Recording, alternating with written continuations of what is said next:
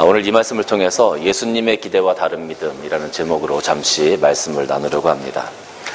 예수님께서 사람들이 모여있을 때 예수님께서 말씀하셨는데 네 가지 마음밭의 비유에 대해서 말씀하시면서 우리가 어떤 마음밭을 가지고 하나님의 말씀을 받아야 될지를 말씀해 주셨습니다. 그런데 우리가 가만히 생각을 해보면 이 네 가지 밭의 비유, 처음에 뭐였죠? 처음에 길가에 떨어진 씨가 있었고요. 그 다음에 돌밭에 떨어진 씨가 있었고, 그 다음에 가시덤불에게 떨어진 씨가 있었고, 그 다음에 좋은 밭에, 옥토에 떨어진 씨가 있었습니다. 근데 우리가 가만히 생각을 할 때 이 네 가지 밭에 대해서 생각을 하면 하나는 옥토밭, 하나는 가시덤불이 많은 밭, 하나는 돌이 많은 밭, 그리고 하나는 그냥 길가. 이렇게 네 가지로 구분을 해서 이 밭의 모양을 생각하는 경우가 일반적이었습니다.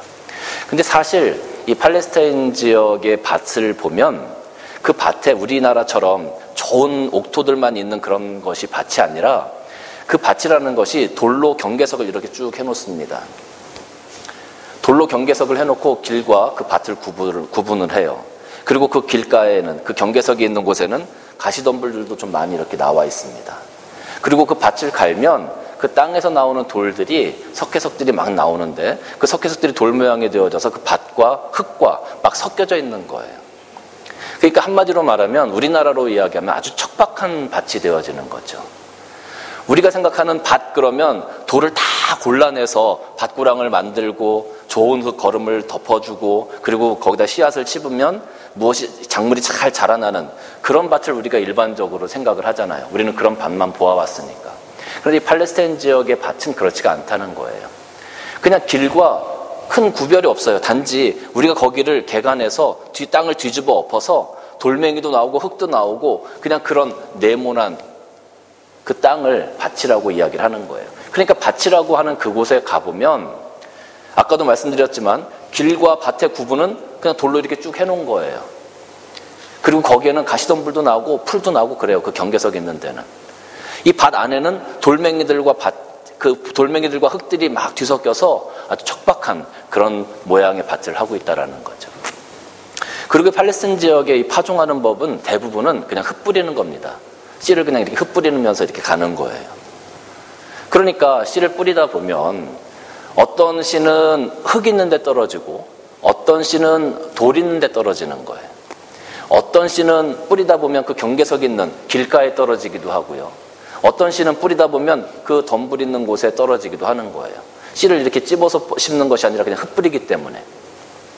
그러면 예수님께서 말씀하신 이 네 가지 밭의 비유를 가만히 보면 우리가 생각하는 것처럼 가시덤불이 있는 밭, 돌이 있는 밭, 좋은 흙이 있는 밭 이렇게 나눠진 게 아니라 이것이 사실은 하나의 밭이라는 것이죠. 하나의 밭.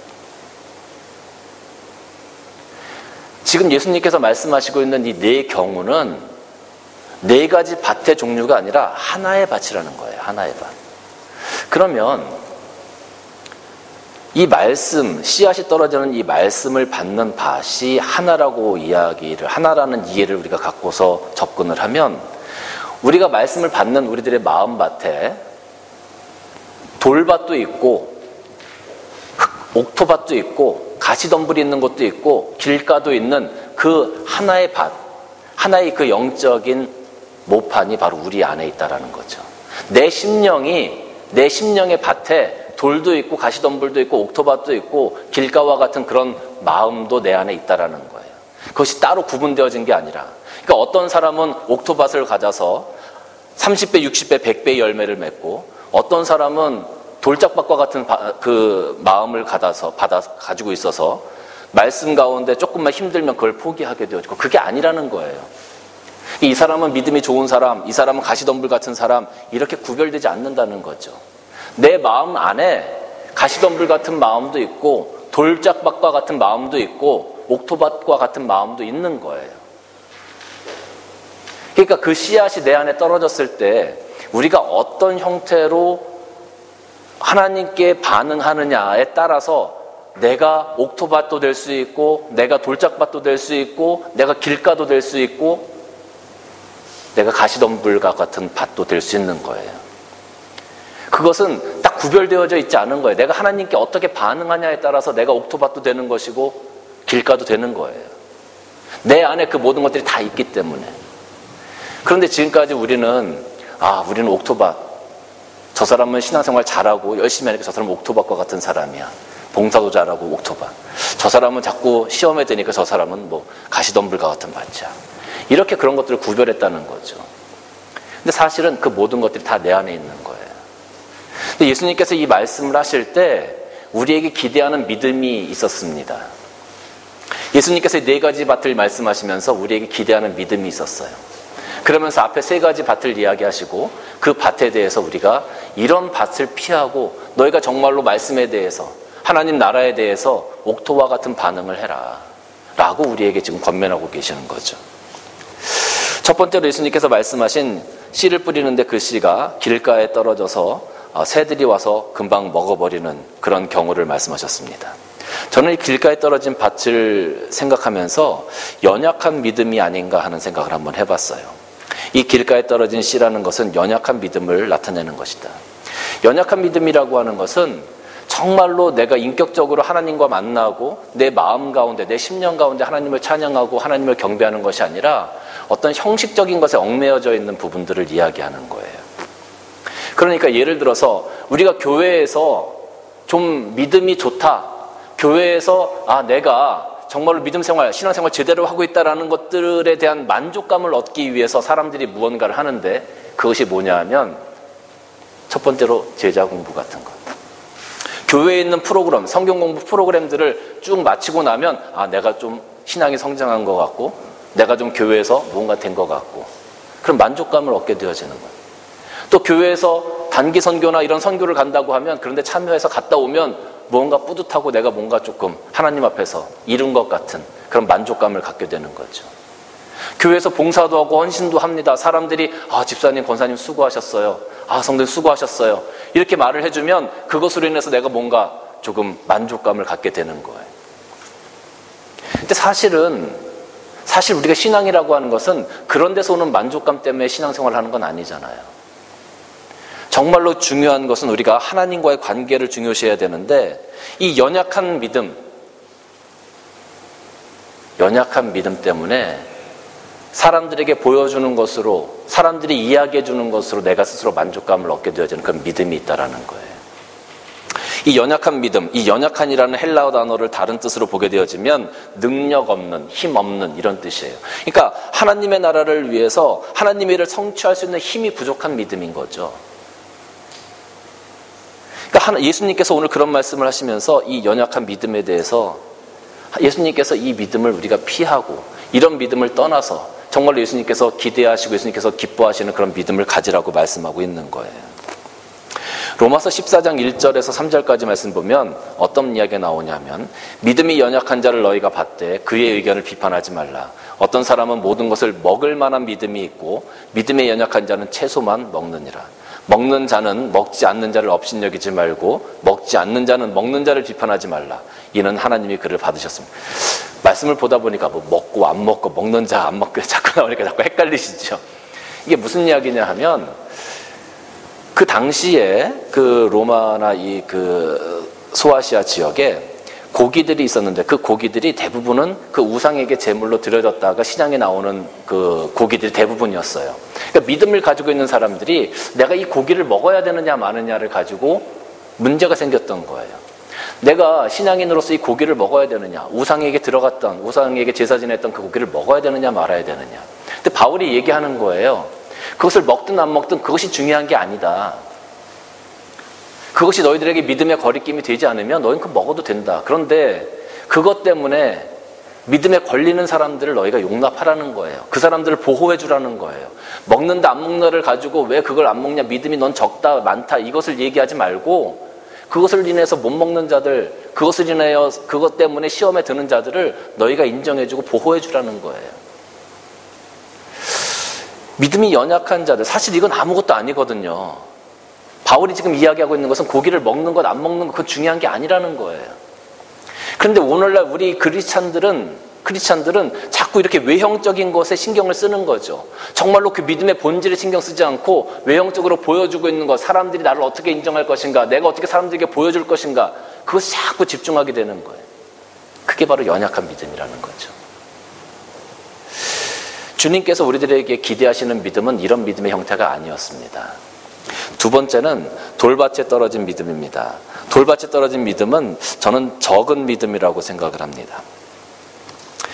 마태복음 14장 31절 말씀 보면 예수께서 즉시 손을 내밀어 그를 붙잡으시며 이르시되 믿음이 적은 자여 왜 의심하였느냐 이렇게 책망하셨어요. 이게 뭐냐면 제자들이 배를 타고 가는데 저 멀리서 누가 물 위를 걸어오는 거예요. 어두운데. 그러니까 제자들이 깜짝 놀랐어요. 베드로가 유령이다 막 그러는 거예요.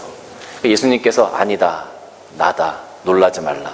그러니까 베드로가 그 예수님을 바라보면서 좀 뭔가 이렇게 호기심이 생겼던 것 같아요. 만약에 예수님이시거든 나로 하여금 이 물 위를 걷게 해주세요. 이렇게 얘기한 거죠. 예수님이 걸어와라. 베드로가 용기를 내서 한 발자국, 두 발자국 내딛었습니다. 그런데 물결이 크게 있는 것을 보고 두려워서 그만 물에 빠져버렸죠. 그때 예수님께서 손을 내밀어 그를 붙잡으시면서 믿음이 적은 자여, 믿음이 적은 자여 이렇게 말씀을 하신 거예요. 마태복음 17장 20절 말씀 보면 비슷한 이야기가 나오는데요. 예수님이 안 계실 때 어떤 사람이 간질병 걸린 사람을 데리고 왔어요. 그 아들을 고쳐달라고 했는데 제자들은 고쳐줄 수가 없었어요. 그리고 나서 예수님이 오셔서 그 아이를 고쳐주셨죠. 그리고 제자들이 물어봤어요. 주님, 왜 우리는 그 귀신을 쫓아내지 못했습니까? 그때 예수님께서 말씀하시는 거예요. 너희 믿음이 작은 까닭이다. 진실로 너희에게 이르노니 만일 너희에게 믿음이 겨자씨 한 알만큼만 있어도 이 산을 명하여 여기서 저기로 옮겨지라 하면 옮겨질 것이요 또 너희가 못할 것이 없을 거다. 믿음이 작은 사람. 이 믿음이 작은 사람들의 특징은요, 정말로 자기가 무언가 하려고 열심히 해요. 하나님 앞에서 최선을 다합니다. 그런데 자기가 원하는 대로 그것이 이루어지지 않았을 때 그것 때문에 시험에 들고 어려움에 처하는 경우가 굉장히 많다라는 거죠. 예수님과 제자들이 배를 타고 그 갈릴리 바다를 지나가게 되었습니다. 그때 큰 광풍이 일었습니다. 그 배가 거의 깨어지게 돼서 파손할 지경에 이르렀어요. 제자들이 너무 막 다급해졌어요. 예수님 어디 계시지? 예수님 어디 계시지? 예수님 막 찾기 시작했습니다. 근데 예수님 어디 계셨어요? 배 밑에서 예수님 뭐하고 계셨어요? 주무시고 계셨단 말이에요. 제자들이 예수님을 막 달려와서 예수님한테 막 깨웠습니다. 예수님, 지금 우리 다 죽게 되었는데 우리를 돌보아주지 않습니까? 왜 우리를 구원해주지 않습니까? 예수님 하실 수 있으면서 왜 안 하십니까?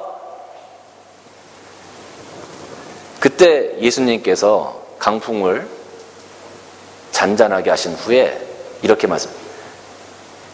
예수께서 이르시되 어찌하여 무서워하느냐 믿음이 작은 자들아 하시고 곧 일어나 바람과 바다를 꾸짖으시니 아주 잔잔케 되거든. 여러분, 제자들에게 믿음이 있었을까요? 없었을까요? 믿음이 있었어요. 있으니까 예수님 앞에 나간 겁니다. 우리 삶 가운데 만약에 문제가 생겨요. 어려움이 생겼어요. 그럼 여러분 어떻게 하세요? 주님 앞에 나와서 기도하시죠? 기도합니다. 여러분들 믿음이 있는 거예요. 믿음이 있어요. 근데 제자들의 모습을 보니까 예수님 앞에 나오는 믿음이 있었어요. 그런데 믿음을 가지고 나왔는데 예수님한테 왜 내 문제를 해결해 주지 않느냐고 예수님을 지금 애걸복걸하면서 자꾸 예수님께 조르죠. 예수님께서 한 배에 타고 계시는데 그 배가 가라앉아서 모두 다 죽게 되겠습니까? 상식적으로 예수님께서 내 곁에 계시니까 예수님께서 이 모든 걸 해결하실 거야. 우리가 믿고 조금 예수님을 의지하고 조금 기다리면 예수님께서 그 모든 것을 해결하실 텐데 제자들은 그렇게 하지 못한 거죠. 애걸복걸 하는 거야. 나 죽게 생겼다고. 우리가 문제 생겼을 때 하나님 앞에 나와서 눈물을 흘리면서 나 죽게 생겼어요. 왜 나를 돌봐주지 않습니까? 나를 이대로 죽일 겁니까? 많은 성도들이 그렇게 신앙생활을 한다는 거예요. 그게 적은 믿음이라는 겁니다. 적은 믿음. 주님을 전적으로 의지하지 못하고 믿음이 있어. 신앙생활을 해. 하나님을 의지해. 그런데 전적으로 의지하지 못하는 그 믿음이 바로 적은 믿음이다라는 거예요. 우리가 신앙생활을 하면서 적은 믿음을 가지고 신앙생활을 하시는 분들이 얼마나 많은지 몰라요. 여러분들의 신앙을 한번 생각해 보세요. 나는 정말 하나님을 전적으로 의지하는가? 나에게 어려움이 있고 시련이 오고 내가 정말로 고난을 당하고 있을 때 내가 하나님을 전적으로 의지하고 내가 하나님 앞에 그 응답을 기다렸는 적이 있는가? 아니면 내가 오늘 이 제자들처럼 주님 나 죽어요. 주님께서 나 구원해 주시지 않으면, 주님께서 이 문제 해결해 주시지 않으면 나 죽어요 라고 애걸복걸하면서 주님 앞에 있었는가? 주님께서 오늘날 우리들에게 기대하시는 믿음은 이런 믿음의 모습이 아닙니다. 세 번째는 가시떨기에 가려진 그런 씨앗이죠. 저는 이 믿음의 형태를 의심하는 믿음이라고 생각합니다. 헬라어의 그 원어를 보면 이 의심이라는 단어가 다시 한번 생각하다, 심사숙고하다, 뭐 이런 의미가 있어요. 여러분, 우리가 비이성적인 것, 비합리적인 것에 대해서 다시 한번 생각하고 비합리적인 것에 대해서 우리가 의심하고 이렇게 하는 것은 지극히 당연한 일입니다. 또 그렇게 해야만 합니다. 그죠? 그러니까 비합리적인 부분에 대해서 의심하고 그것에 대해서 다시 한번 재점검해보는 것은 죄도 아니에요. 당연히 그렇게 해야 되는 것이고, 어떻게 보면 그것이 우리들의 삶을 더 튼튼하게 하는 그런 부분이 될 수도 있어요. 돌다리도 두들겨보고 건너가라 그러잖아요. 돌다리가 무너질 것 같아서 두들겨보라는 거예요. 돌다리는 분명히 있어요. 우리가 분명히 건너갈 수 있어요. 그럼에도 불구하고 한 번쯤 너희가 다시 한번 생각해보라는 거잖아요. 다시 한번 그렇게 확실하지만 그래도 다시 한번 생각해봐라. 그런데 우리가 성경을 이렇게 한번 보면은요, 조금 우리가 생각할 때 비합리적이고 비이성적인, 우리가 이해할 수 없는 그런 부분들이 굉장히 많이 나와요. 그렇잖아요. 예수님이 바다 위로 걸어오셨어?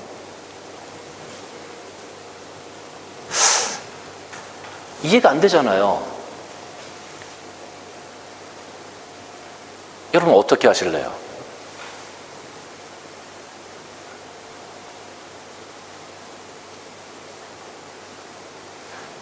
이것에 대해서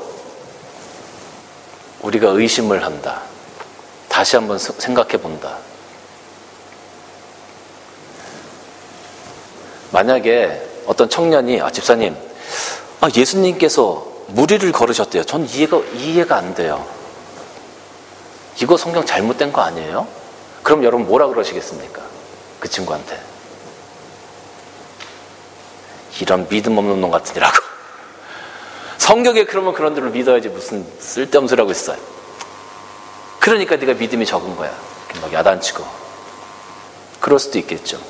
그런데 여러분, 비합리적이잖아요. 논리적으로 말이 안 되잖아요. 그러면 그렇게 한번 생각을 해보고 의심해보고 어떻게 이런 일이 일어날 수 있었을까를 우리가 심사숙고 해보는 것은 당연한 거예요. 제가 여러분 성경을 믿지 말라는 얘기가 아닙니다. 그런데 우리가 그렇게 한번 생각해보고 이게 왜 이렇지라고 우리가 다시 한번 의심해보고 의문을 갖는 그것이 성경이 합리적이게 아니니까 우리가 이 성경을 믿지 말자를 위해서 그렇게 의심을 갖자는 게 아니에요.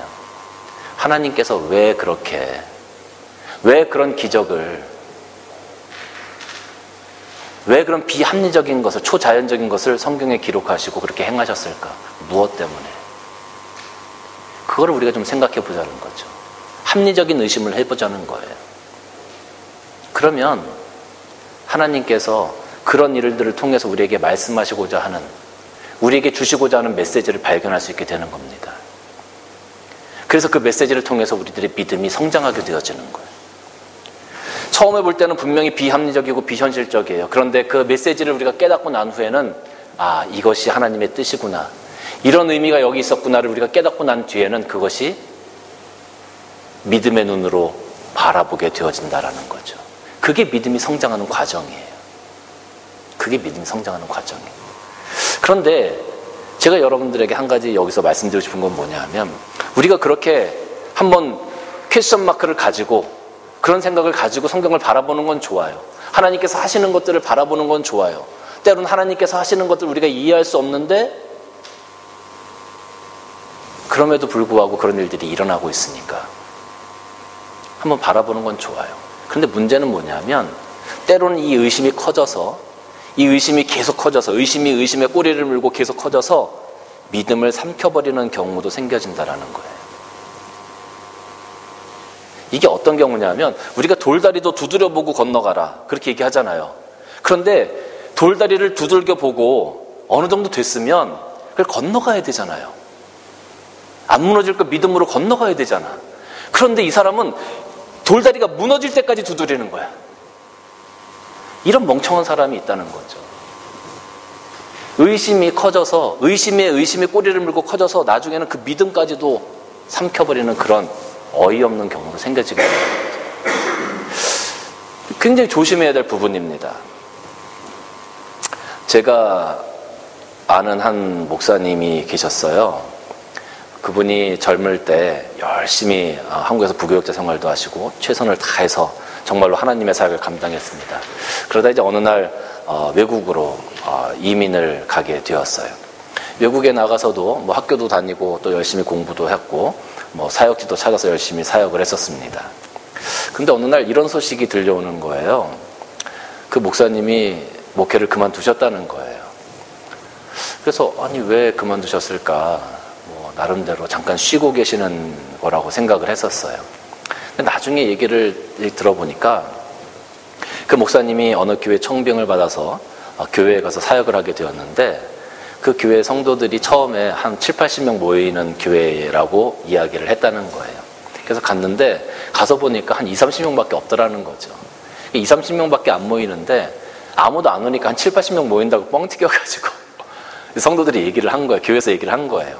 그러니까 이제 목사님은 그걸 믿고서 갔는데 가서 보니까 한 20, 30명밖에 안 모였던 거죠. 근데 문제는 뭐 20, 30명이 모이든 7, 80명이 모이든 그것은 중요하진 않지만 근데 문제는 뭐냐면 이제 그 교회에서 그 목사님을 청빙할 때 약속했던 그런 어떤 사례나 어떤 대우나 이런 부분에 대해서도 전혀 약속이 지켜지지가 않는 거예요. 나중에 말씀을 들어보니까 교회에서 한 달에 한 2,000불 정도 생활비를 사례를 주셨다고 그래요. 2,000불 정도 사례를 주면서 교회에서 조건을 건 것이 하나 있었습니다. 그것이 뭐냐 하면 목사님은 절대로 다른 일 하지 마시고 목회에만 전념해 주십시오. 이렇게 얘기를 했다는 거예요. 근데 여러분 생각해 보세요. 2,000불 가지고 여러분 사실 수 있습니까? 한 달? 집세만 내도 2,000불 내기 바쁜데. 그러니까 그 목사님이 얼마나 힘드셨겠어요. 근데 그런 일이 계속적으로 반복적으로 교회 안에서 일어났었던 모양이에요. 그러니까 성도들과의 관계가 이런저런 일들 때문에 자꾸 상처가 생겨지게 되어지고 관계가 깨어지게 되어지니까 이 목사님이 거기서 목회를 하시기가 어려웠었던 것 같아요. 목사님이 이제 교회를 떠나시고 또 다른 교회 또 청빙받아서 가셨는데 그런 일들이 반복되고 하다 보니까 이 목사님 나름대로 목회에 대한 회의가 오셨던 것 같아요. 그리고 정말로 하나님께서 왜 나에게 이런 시련을 주시는가 많이 고민을 하고 기도도 했겠죠. 그러는 가운데 내가 받은 소명이 내가 받은 이 사명이 정말로 하나님께서 주신 것인가 하는 그런 의심들이 생겨지게 되었습니다. 그리고 그 의심이 점점 커져서 나중에는 하나님이 정말 계시다면 왜 나에게 이런 일들이 생겼을까? 정말 하나님께서 살아계신다면 내가 하나님 앞에 잘못한 것도 없고 내가 세상 가운데 죄를 지은 것도 아닌데 왜 내가 이렇게 난 정말 하나님 앞에 최선을 다하려고 했는데 왜 내가 이런 어려움을 당해야 되는가? 그런 의심이 자꾸 들기 시작했습니다. 결국은 그 의심이 커져서 지금은 하나님이 계시는지 모르겠다라고 이야기할 만큼 멀리 가버린 그런 경우가 있었습니다. 누구를 비난하려고 제가 이 말씀을 드리는 것이 아닙니다. 우리가 말씀에 대한 의심, 하나님에 대한 의심, 하나님에 대한 어떤 퀘스천 마크가 생겼을 때 그 퀘스천 마크를 통해서 우리가 믿음으로 그것을 극복해내고 믿음으로 그것을 통해서 하나님께 더 가까이 가려고 노력해야 하는 것, 그것이 우리 성도들의 바른 신앙의 모습이라고 할 수 있어요. 근데 그것을 잘못하게 되어지면 아까 말씀드린 것처럼 그 의심이 커져서 믿음을 삼켜버리는 그런 경우도 생겨지게 된다는 거죠. 그렇게 되지 않기 위해서 우리는 교회 안에서 성도들 간의 바른 교제, 그리고 하나님께서 주시는 그 은혜를 함께 경험하는 그런 부분들이 굉장히 중요하다라는 거예요.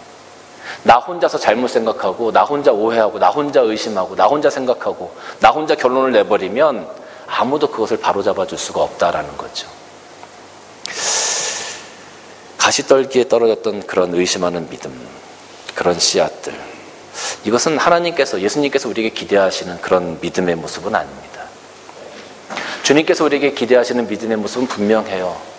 하나님의 말씀이 선포되어질 때, 우리가 이 말씀을 바라볼 때 길가에 떨어진 그런 믿음, 그 씨앗처럼, 돌짝밭에 떨어진 그 씨앗처럼, 가시떨기에 떨어진 그 씨앗처럼 연약하고 적고 의심하는 그런 믿음이 아니라 정말로 하나님 앞에서 우리가 그 말씀에 잘 반응해서